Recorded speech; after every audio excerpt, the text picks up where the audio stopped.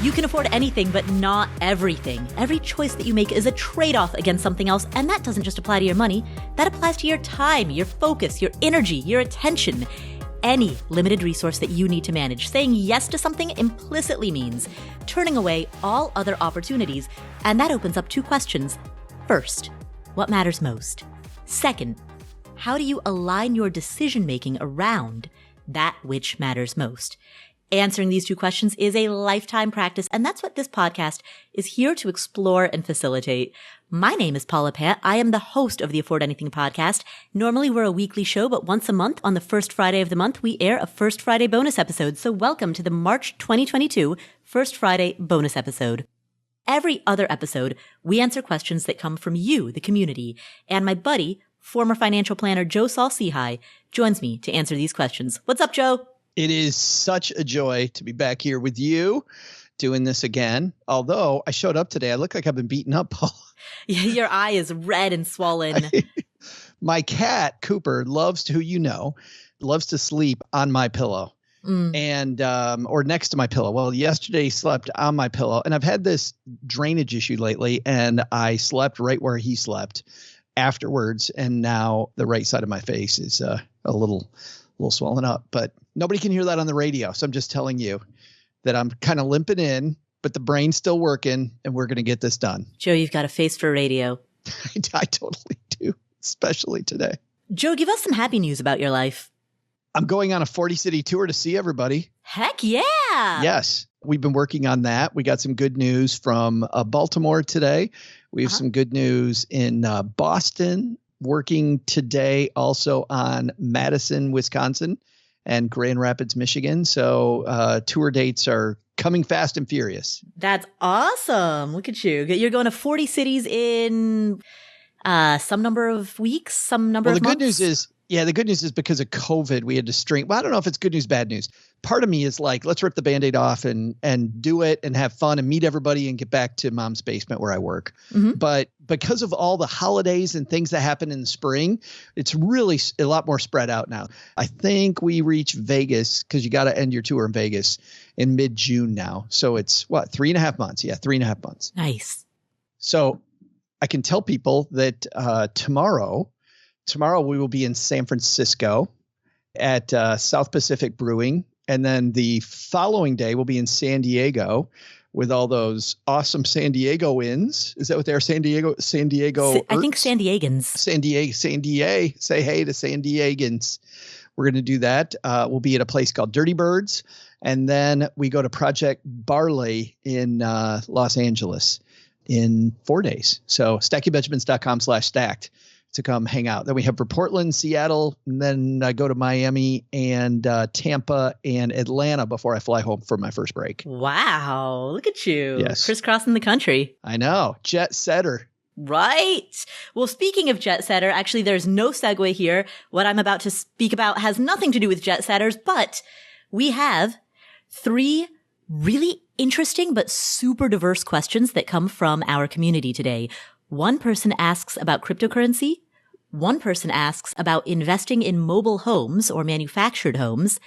And then one person asks a big picture financial planning question about how to prioritize between different goals. Like a cornucopia today. Absolutely. It's the cross-country tour of different types of financial questions. It is. So we're going to tackle all of these questions today, starting with Alex, who has a question about crypto.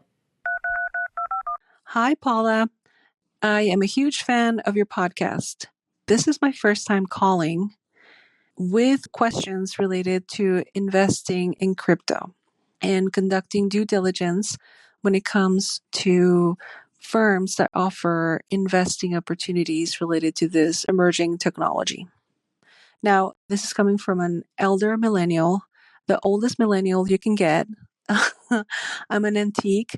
I'm really interested in learning about crypto, but to be honest, I don't quite know where I can find legitimate information about it. It just seems like if I join different Facebook groups or if I follow influencers on YouTube, I just get some of these kind of investment bros.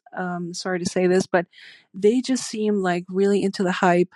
And I don't understand what the metrics are for analyzing a coin or understanding the value that they can provide to society or thinking about whether this is going to be, a good investment in the short run or long run. I understand that crypto has not been around as long as the stock market or real estate. However, how can a responsible investor who is really trying to understand crypto go about doing so? There aren't a whole lot of books, obviously. And, how do you trust the information that you get? And are there any resources out there that you use? I'm just really hoping to understand it because I'm a firm believer that I shouldn't be investing in things that I don't fully understand. So here I am trying to understand. So any insights that you could provide into this, I would really appreciate. Thank you. Alex, thank you for your question. First, let's outline the various ways that a person could invest in crypto if they wanted to do so. You could, number one, invest in cryptocurrency itself, i.e. the coin itself, meaning you could directly exchange some of your money for Bitcoin or Ethereum or any other cryptocurrency that catches your eye. And if you were to do that, that would most directly be akin to a foreign currency conversion in the way that you might exchange US dollars for British pounds or Thai baht. You're exchanging US fiat government currency for digital currency. And so when people talk about investing in cryptocurrency, other types of investments, equities, for example, Coca-Cola, Nike, when you invest in a company, you are buying a share of the company's future earnings. When you invest in cryptocurrency, you are making a speculative trade. You are doing something that is analogous to foreign currency conversion by exchanging one method of payment for another. US dollars are a method of payment, and Bitcoin is a method of payment. And so whenever you invest in a cryptocurrency, what you're doing, particularly when you invest directly, you are essentially placing a currency conversion hedge. So that is one of three methods of investing in cryptocurrency. You could buy the coin itself. You could do so directly. And there are plenty of platforms that can facilitate that transaction, like Coinbase or Voyager. Now, another thing that you could do is invest in crypto funds and ETFs. And when you do this, think about how and Joe, you can chime in on this. Think about the approach to investing in any type of ETF, right? You want to know what that ETF is holding. What are the underlying assets inside of that ETF?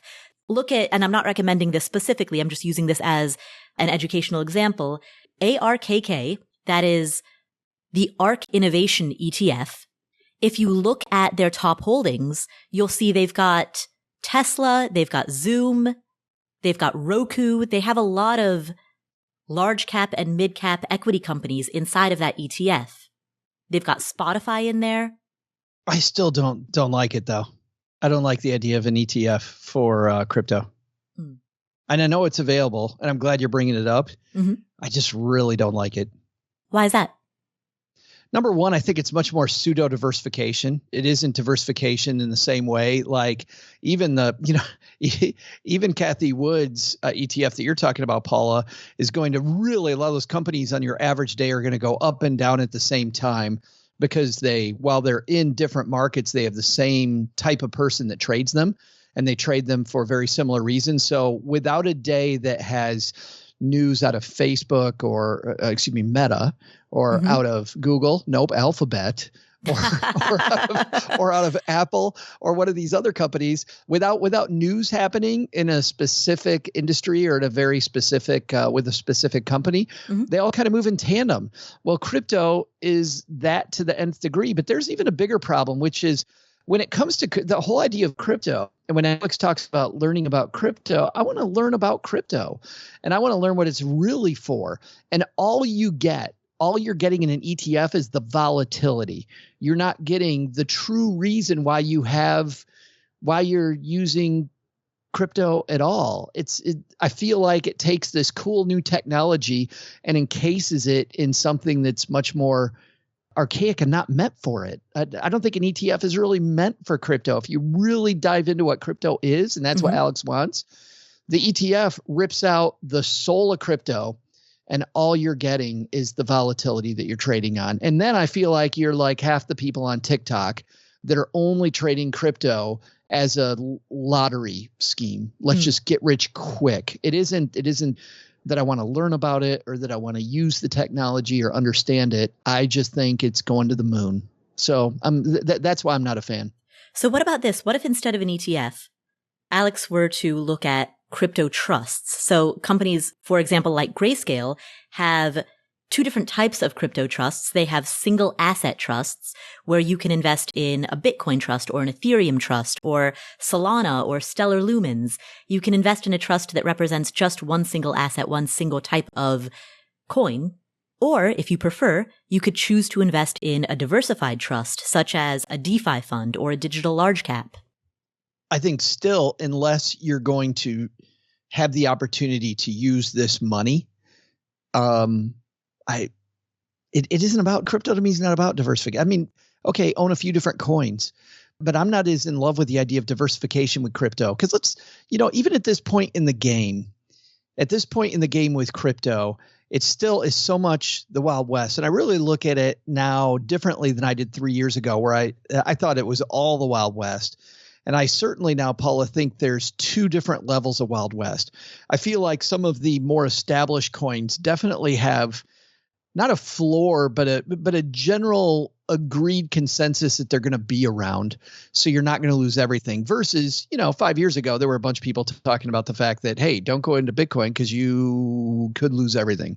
And while, okay, that could happen, I don't think it's anywhere near as likely as it was 5 years ago or with Ethereum, or whatever, any of the major coins. So I feel like there are two different parts of the Wild West, but it still is. And if I'm investing in that area, I am doing it partly early because of the volatility. Like, I want the volatility. The volatility is part of the reason why I get in early. So I hear CFPs all the time tell people don't invest in crypto because there's too much volatility and you could lose your butt. That is true. But that's also when the big money gets made. So if that truly is the part of my portfolio that I'm investing in crypto, why am I diversifying it?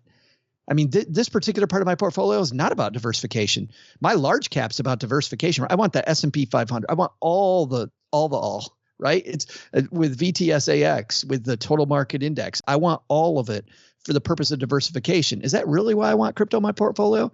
Do I want all of it? So what you're saying, Joe, is have the bulk of your portfolio go to diversified assets like the S&P 500, but in this niche subsegment of your portfolio where you are going to place wild bets, go all in. Figure out what you stand for, figure out what you believe in, and go all in the way that a person might do that with just a small handful of individual stocks. Absolutely. You would analogously also do that with a couple of coins.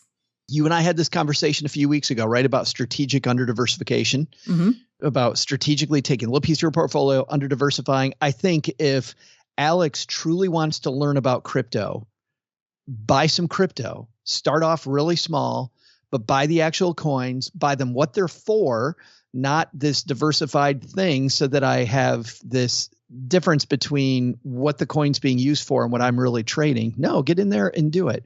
Which is funny, Paula, because this goes against, what you and I talk about most of your portfolio. Part of what you and I don't like about individual stocks is that you get emotional about it.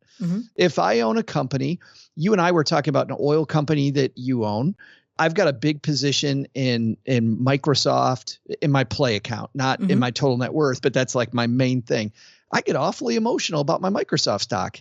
I don't get at all emotional about my VTSAX, right? Right. I don't get at all emotional about my indexes, which is why you invest most of your money in indexes, because you should be unemotional about it.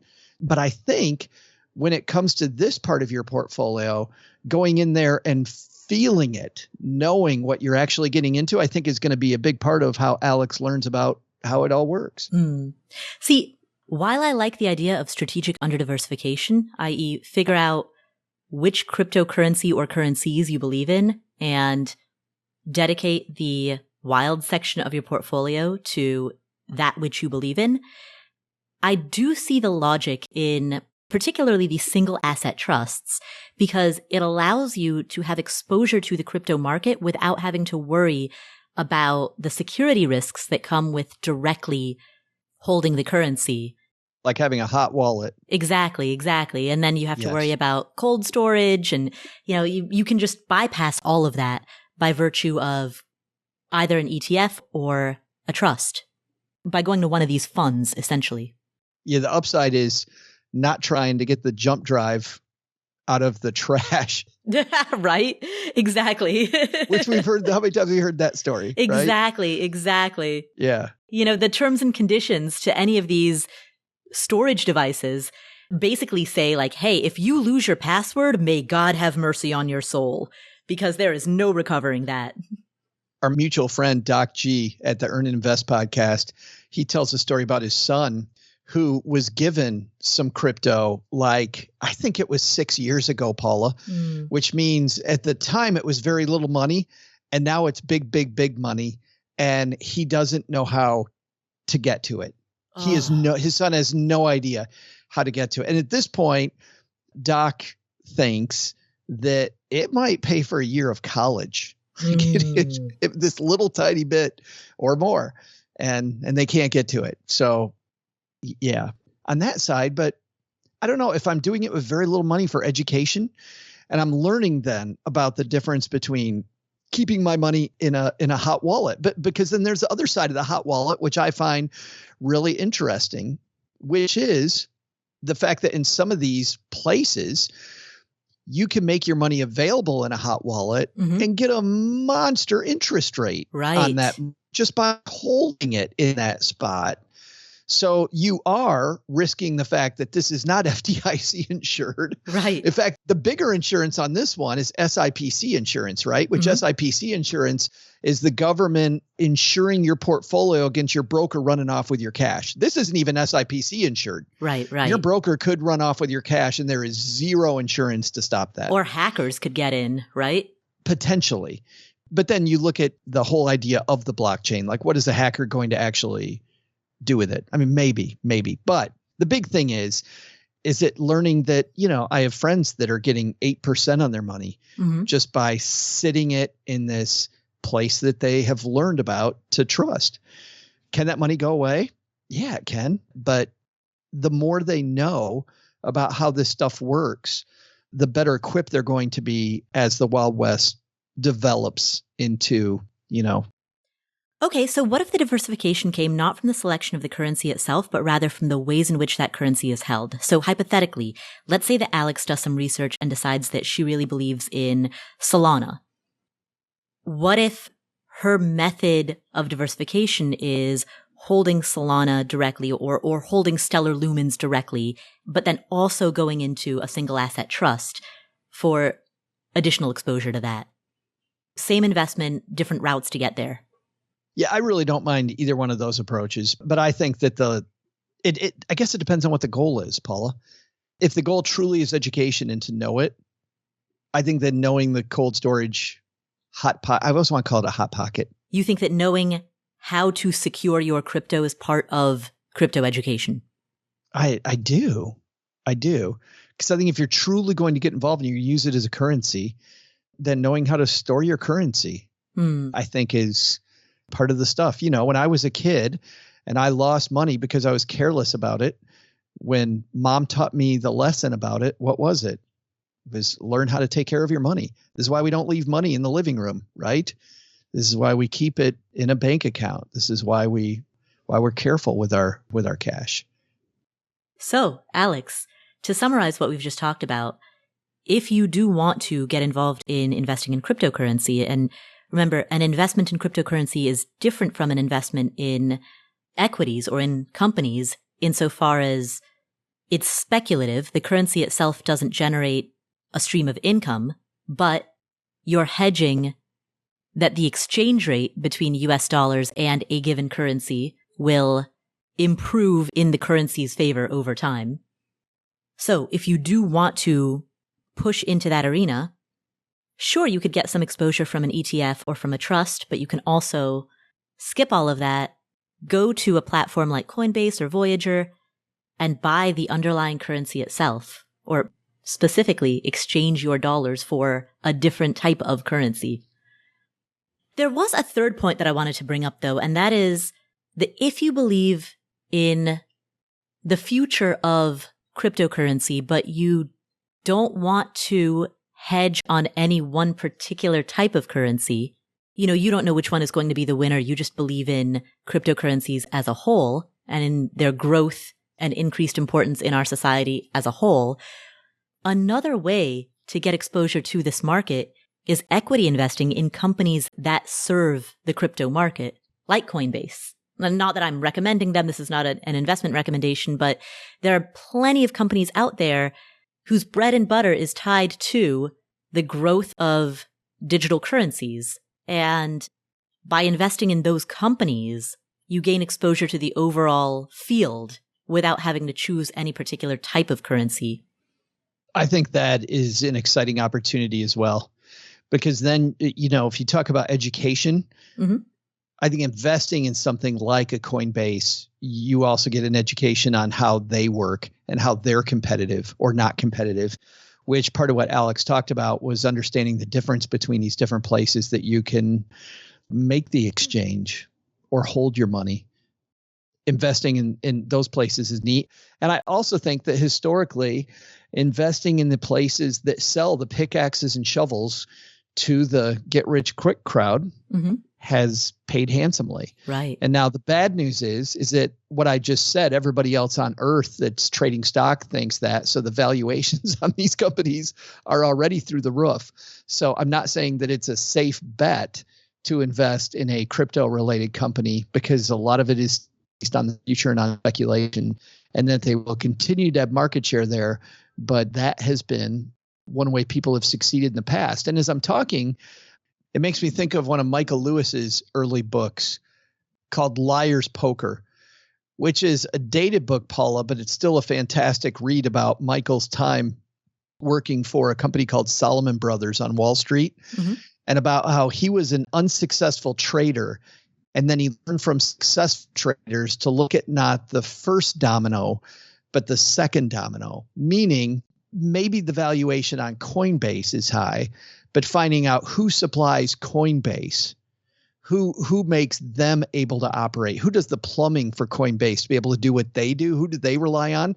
Right. You'll find valuations are not through the roof as much because there are fewer people that are doing this type of homework. Right. And that historically he liked those bets and he became a better trader doing that. That may be an opportunity too. And think about the lessons that you learn talking about education, trying to learn who supplies Coinbase. Exactly. And not just Coinbase, but like who is at the forefront of using blockchain technology to improve their business processes.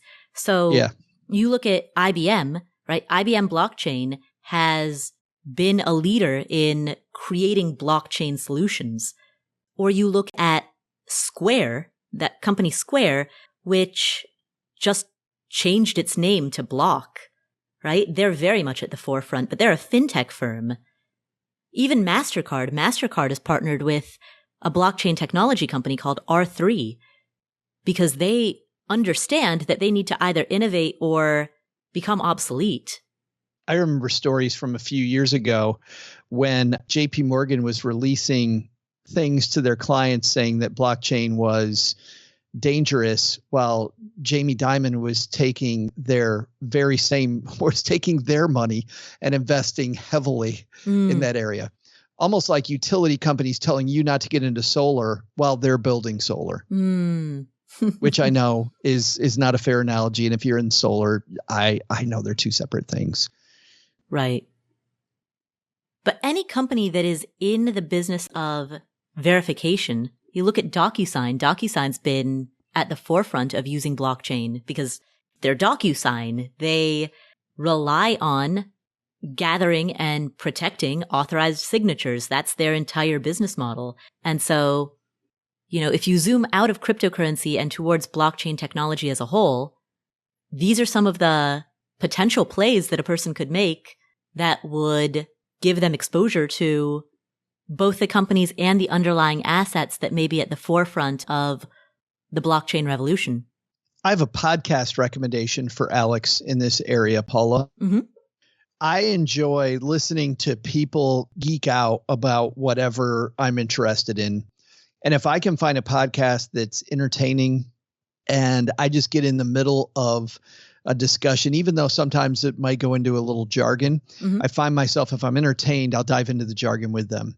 And Kevin Rose's podcast, Modern Finance, because of the fact that it's not about one coin, it's about the space. So they talk about many different coins. They talk about NFTs, the most modern stuff in finance. Kevin talks about with some pretty smart people. And I find it to be a really enjoyable podcast. The thing I like about Kevin is he's been in that space for a long time.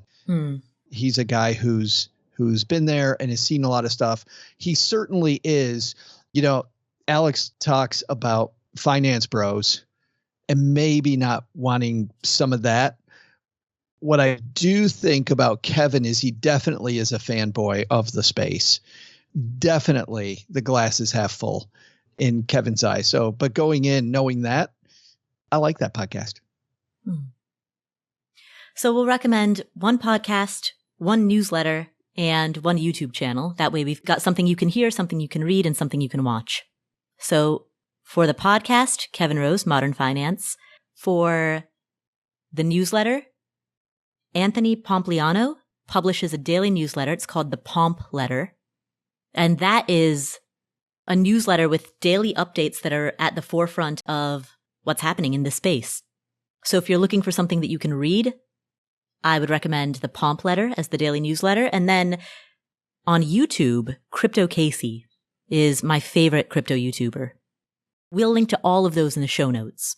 You can subscribe to the show notes for free by going to affordanything.com/show notes. Thank you for asking that question, Alex, and prompting this discussion about how to get involved in investing in the blockchain revolution generally and in cryptocurrencies specifically. And good luck as you continue all of your research in this field. It's a really exciting space. Our next question comes from Grace. Hi, Paula. I'm calling in to get your thoughts on purchasing a manufactured home as a potential rental property. How would you change the calculations going into this analysis, if you would even consider this? I'm an out-of-state investor looking at a manufactured home built just outside of my alma mater in upstate New York. Even accounting for the monthly rent of the park's land that the manufactured home is on, the cap rate on this property would be 19 to 20%. It seems too good to be true, so I'm wondering if I'm just not doing something right. Would there be an additional calculation for the depreciation of the home itself, since its lifetime is much shorter than a typical rental property? Thanks in advance. I love this question, Paula. And as a guy who knows a fair amount about real estate, Paula, I do not know how to evaluate mobile homes, but I have to think about a couple things. I think that a lot of these houses, like Grace talked about, may be a depreciating asset because they don't last as long. But second, in most cases, you don't own the ground underneath it, which I think also is has to be a big player here. But this is not my area of expertise. But those are the first two things that I think about. So how do those play in, Paula? Ooh, okay. I have so many thoughts to share. Let's begin by going through the vocabulary. First, I want to distinguish between a mobile home, a manufactured home, and a modular home. All three of those terms, mobile, manufactured, and modular, all reference prefabricated structures.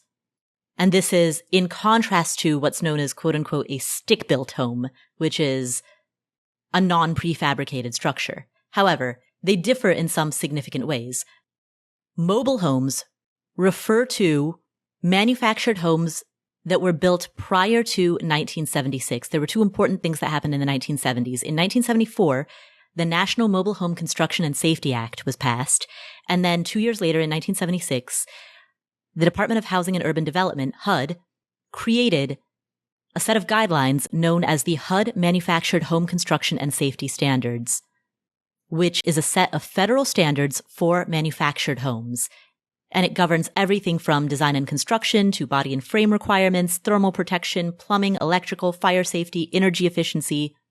And so the nomenclature is that the word mobile home is used to refer to these types of homes built prior to 1976, and the term manufactured home references these types of homes built after 1976, which necessarily, assuming they were code compliant, adhere to a much more rigorous set of codes and standards.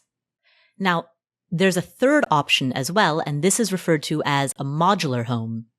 Similar to manufactured homes, modular homes are also prefabricated, meaning that they are built inside of building facilities that are off-site, and then they are transported to the home site. The difference between them is that a manufactured home is built to a set of national standards, the HUD code, while modular homes are built to specific state and local building codes. And that's another way of saying that a modular home is built in a way that adheres to the local codes of the city or county or township that that home is going to be located in, which means the design of that home inherently is locally appropriate, and particularly depending on the climate conditions in that area. If it's an area with heavy snowfall, for example, or if it's a part of the country that gets triple-digit heat during the summertime, having a home that adheres to municipal or local building codes can make a big difference in the quality of life for the people living inside of that home. And so that's the distinction between a manufactured home and a modular home. Now, Grace, to your question, I'm going to assume that what you are asking about is a manufactured home as opposed to a prefabricated modular home, because the answer is going to be different depending on which of the two you're asking about. And technically, you could use the word manufactured home to refer to either one, but I'm going to assume that you're referring to a manufactured home built only to the national standard and not to any local or state standards.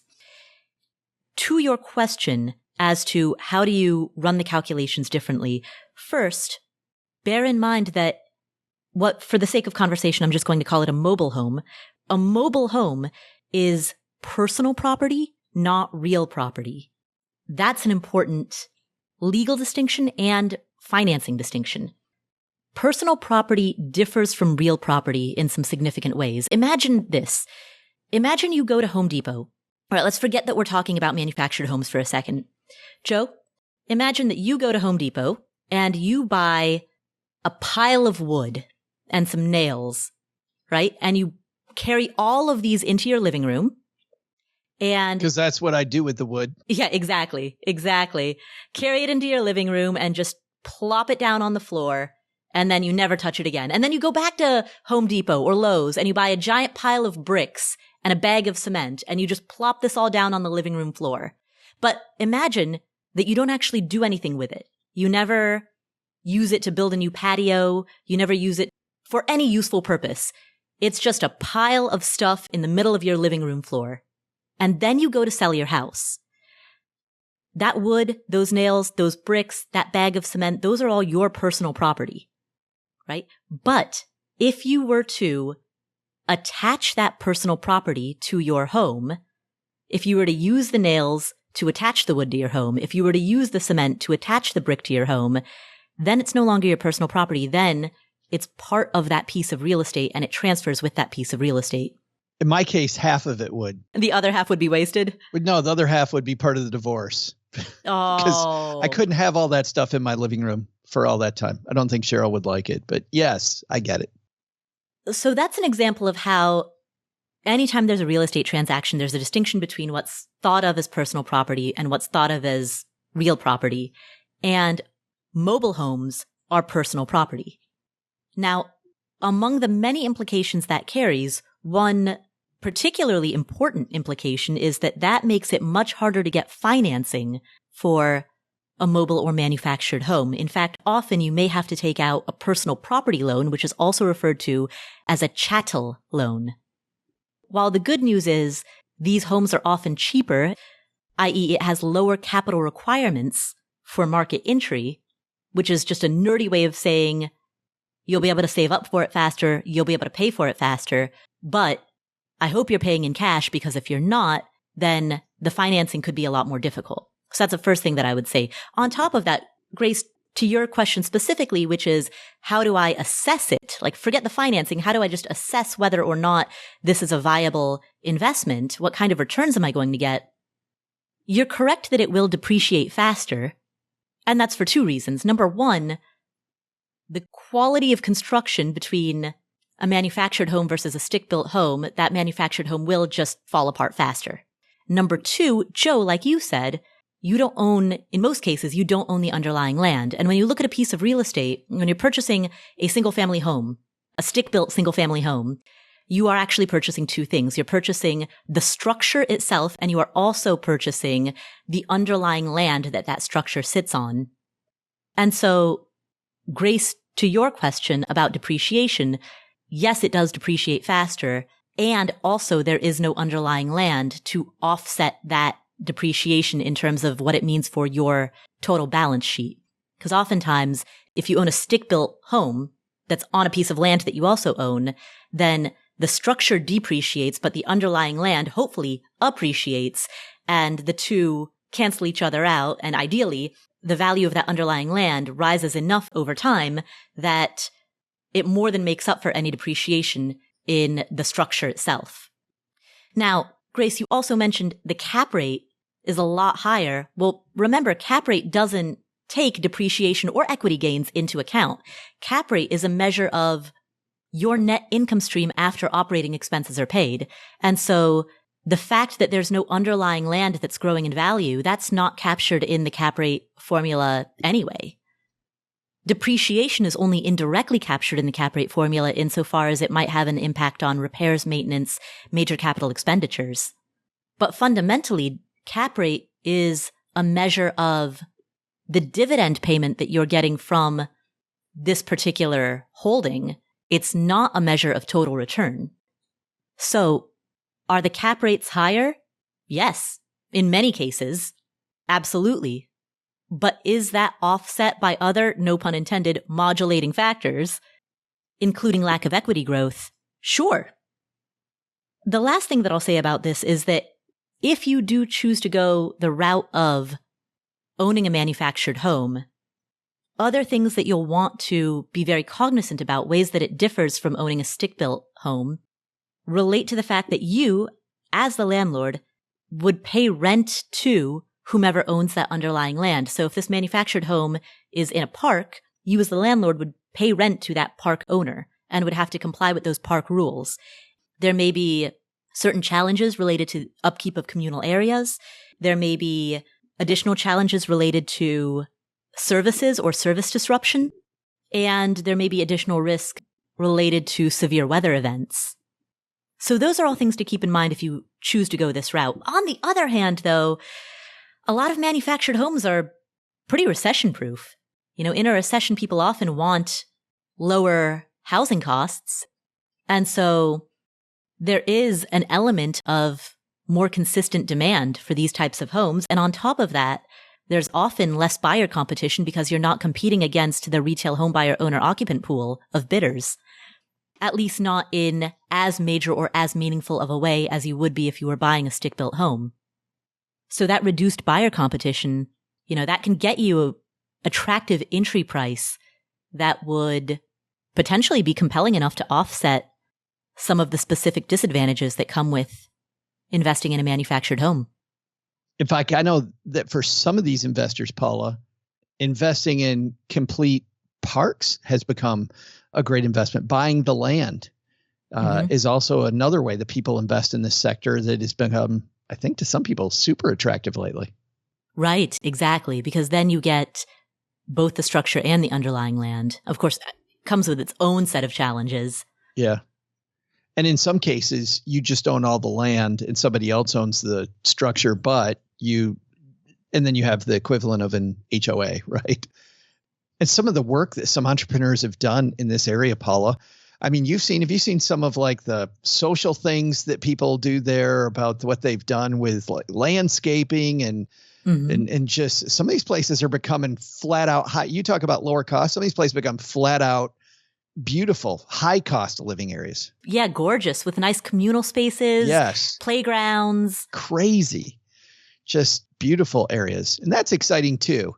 When an entrepreneur gets involved in any redevelopment project of a town, I know, and I've bragged about this before, my son owns now, I think he's buying houses 10 and 11, and he's 26 years old and buying rental properties. But he gets, you know what makes him really excited, Paula? They're all in Detroit. And he loves being a part of the revitalization of Detroit. And the houses that he's worked on, I've seen the before and after pictures. And the fact that he's turned these old, beautiful houses back into old, beautiful houses and rented them out to people that love living in them because they're gorgeous in these old, beautiful communities that are being rehabbed. Like, that's fantastic. Right. So exciting that you can make money and do good at the same time. Exactly. It's very gratifying to participate in a community like that and to make that positive contribution. What I will say to everyone who's listening, who's interested in any form of real estate investing, whether it's stick-built homes, manufactured homes, homes in your local community versus homes that are out of state, maybe in your former hometown or maybe in your college town or where your brother or sister lives, right? There are all kinds of different stripes of people who invest in real estate, specifically in rental properties. We have a lot of information in our VIP list that we send to people who subscribe to our VIP list. It's totally free. affordanything.com/VIP list. Sign up there. affordanything.com/VIP list. You know, what we've talked about today scratches the surface of just one topic. So real estate, specifically rental properties, it's a very deep topic that carries a wealth of information, a wealth of opportunity, both for building financial independence as well as for, like you said, Joe, being part of the story of a community, being part of that revitalization like your son is doing in Detroit, helping to bring it back. So affordanything.com/VIP list to learn a lot more. And Joe, your son is out of state, right? He lives in Seattle now, but he was raised in Detroit. He does, yeah. So he has a lot of knowledge of that community, which I know that a lot of people caution in some of these places where you're buying real estate, make sure you know the area that you're getting into. And I would say Detroit's one of those areas. But yeah, he had to develop a team. I remember him buying his first house and how difficult it was. And he got the wrong team in almost every single instance. Hired the wrong person first. And you know what he learned over time, though? He learned how to interview. And obviously that the more people you interview, the easier it's going to be to find the right people. He also knew that contracts are better than somebody's word. It's amazing. It's amazing what a contract will do, and setting expectations ahead of time. And I don't know, to learn that stuff at 26 when I was not that excited about any of those things is pretty amazing. As you can tell, I'm a little bit proud dad. Nice. Well, Grace, thank you for asking that question. And if you're not on the VIP list yet, I definitely encourage you to sign up. And best of luck with whichever type of rental property you choose. Our final question today comes from Thomas. Hi, Paula. My name is Thomas, and my wife and I recently achieved a financial goal of maxing out each of our 401ks for the first time in 2021. We definitely owe you many thanks for educating us on how to make that a reality, and we continue to plan reaching this goal every year going forward. While we're currently happy where we live, we are forecasting a move for our children to be closer to family in about 5 years. With that in mind, I'd appreciate your insight on how to achieve some additional financial goals while also beginning to save for a significant down payment on our potential forever home. Due to a recent job move, my wife can also contribute to a 457B.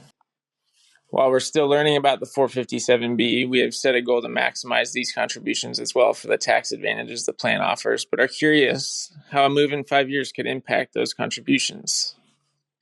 Second, due to unforeseen lost wages in 2020 due to COVID, I took an early 401k withdrawal of $18,000 allowed by the CARES Act.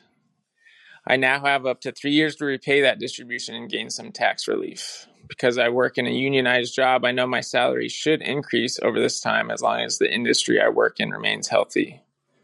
With an emergency fund already replenished, 401k matches from our companies, and backdoor Roth IRA contributions maxed out each year, how would you balance saving for a down payment with our 401k contributions, 457b contributions, and repaying the CARES Act hardship withdrawal I made in 2020?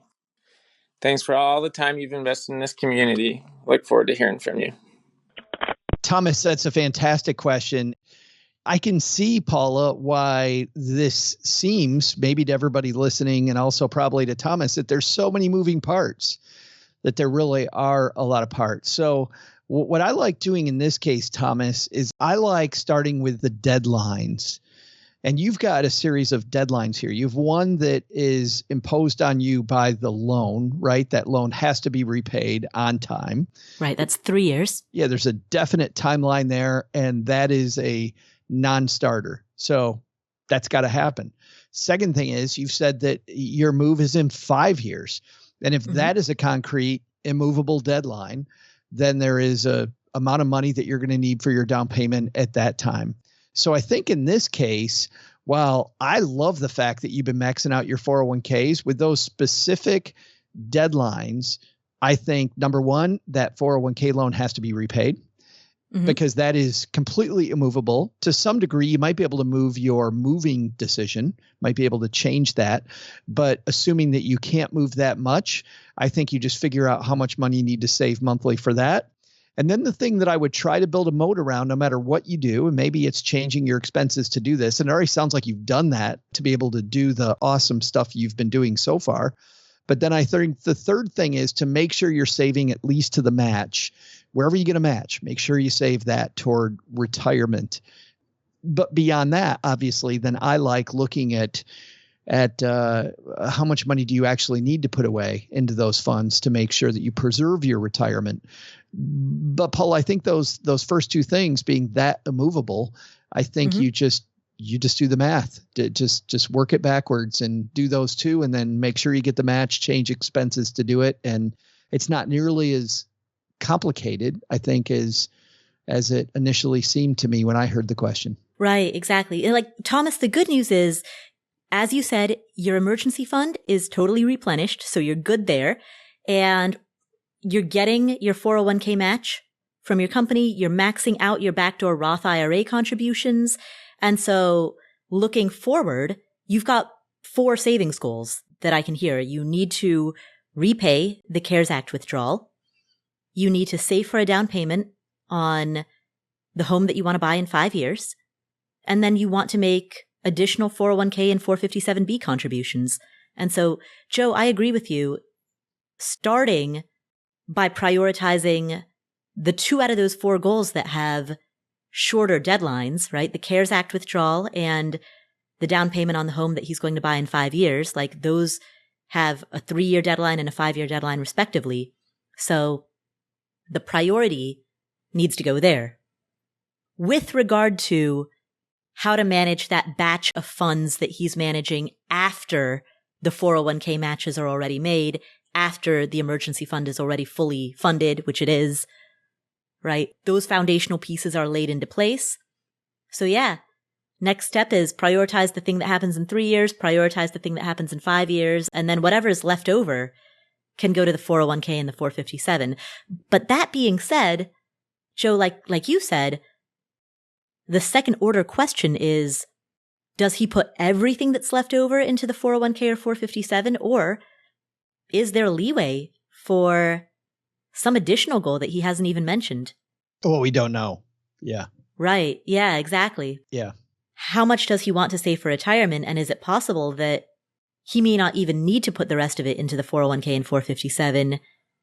He may be able to first do the 3-year goal, then do the 5-year goal, then put additional money in the 401k and 457, and then potentially still have money left over for some 5th goal that hasn't even been dreamt of yet. Yeah, you're saying maybe he can coast a little bit on retirement if he's done a really great job. Yeah, potentially. I mean, he's already getting the 401k match, already maxing out the backdoor Roth IRA. So I don't know what his numbers are, but there's at least that window of opportunity there.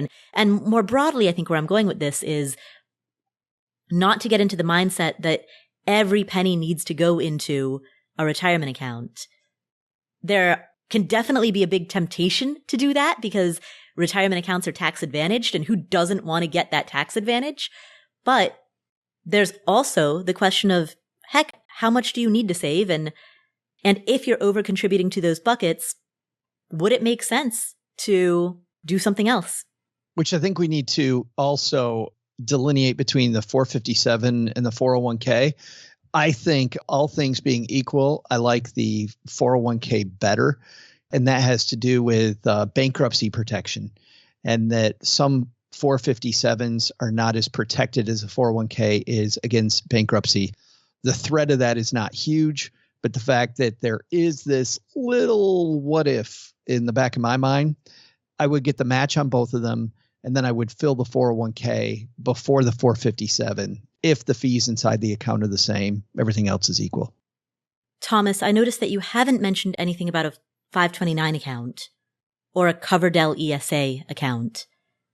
I don't know if that is something that you would want to consider, but when I talk about the possibility of layering in some additional goals, that could certainly be a contender. Joe, to your statement about figuring out each goal in the context of its timeline, right? This reminds me of something that I often tell people when they're torn between multiple savings goals, right? And let's forget retirement for a second. I mean, because it can be kind of nebulous. Let's take this down to a budgeting question. And let's say that someone has all of these goals. They want to travel to Greece next year. They want to save up for a new car. They want to replace their iPhone. They want to buy a bunch of holiday gifts, right? They've got all of these different goals, and each goal represents a distinct amount of money and also a distinct timeline. And so from a budgeting point of view, what I always tell them to do is, hey, build out a spreadsheet, right?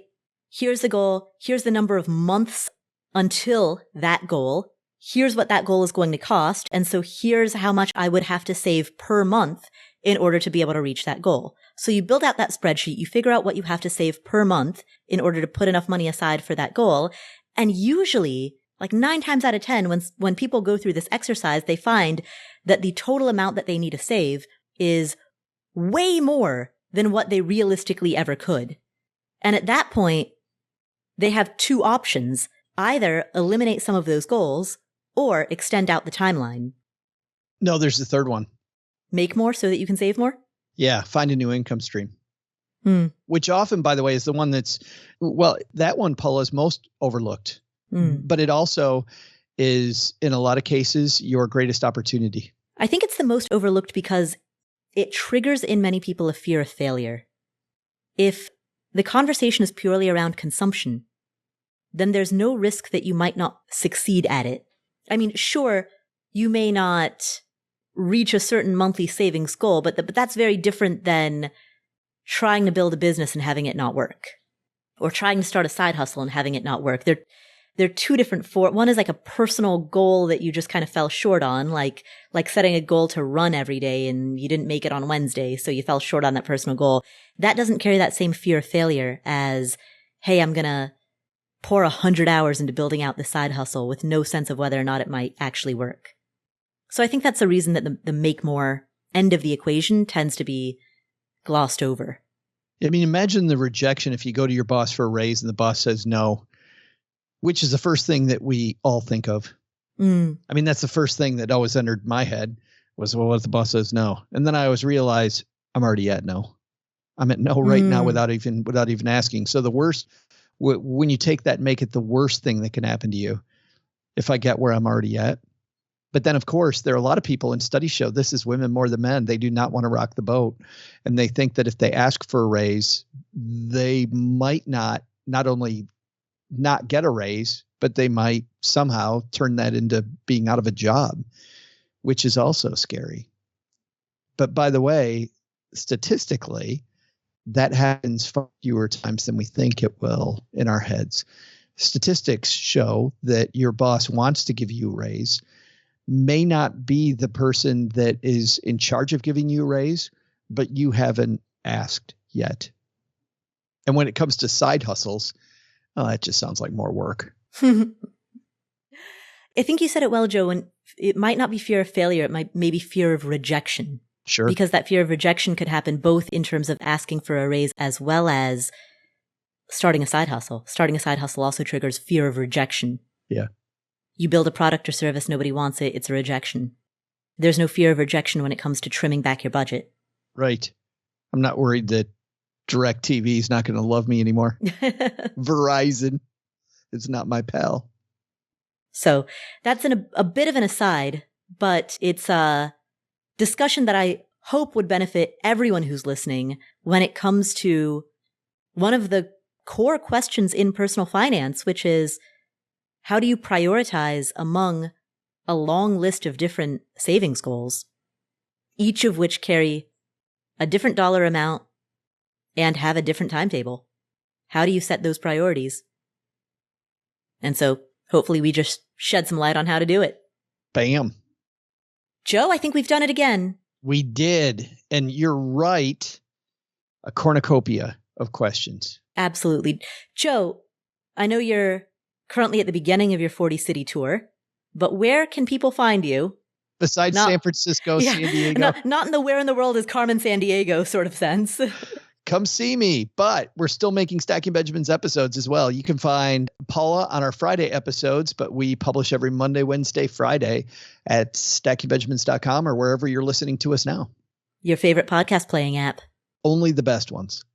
Well, thank you so much for tuning in. My name is Paula Pant. This is the Afford Anything podcast. If you enjoyed today's episode, please do 3 things. Number 1, open up your favorite podcast playing app and hit the follow button so that you don't miss any of our awesome upcoming episodes.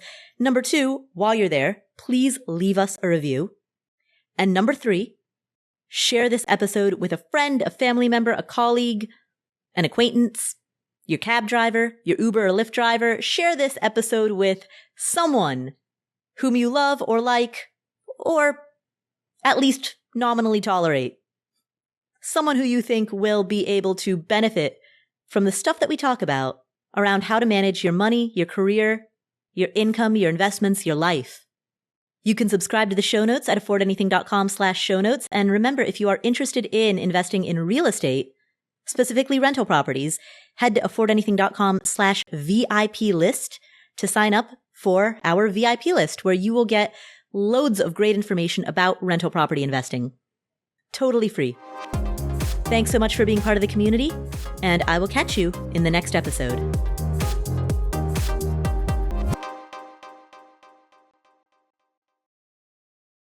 Here is an important disclaimer.